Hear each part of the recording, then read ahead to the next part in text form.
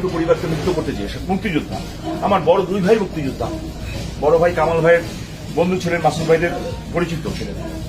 যে রাতে আমার ভাইয়ের বিয়ে হয়েছে সেই রাতেই শেখ কামাল ভাই রাত 4:30 সাড়ে 12টা পর্যন্ত আমার ভাইয়ের বিয়ের অনুষ্ঠান। সেই রাত্রে আমার ভাই আমার মায়ের নির্দেশে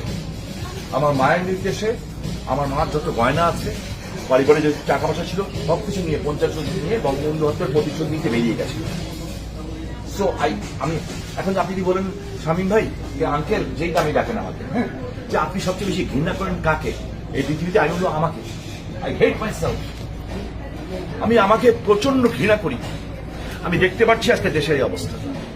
তারেক রহমান সাহেবের কাছে প্রশ্ন করতে চাই, আপনি তো, আমি জানি না আপনি কতটুকু বিশ্বাস করেন, উনি করেন কি করেন।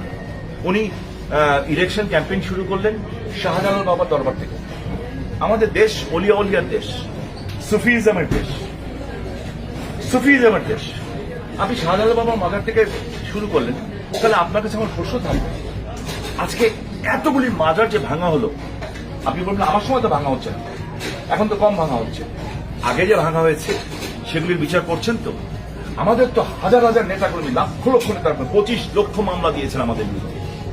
আমাদের সিনিয়র মোস্ট নেতারা যারা মৃত্যুর সাথে পাঞ্জা করতে মরেই তো গেলেন, হাতে হ্যান্ডকাপ করে আমাদের নেতারা মরে গেলেন। আমাদের নরসিংদীর কি নাম, হুমায়ুন ভাই, আমাদের বড় ভাই মুক্তিযোদ্ধা, ক্যান ইউ বিলিভ ইট?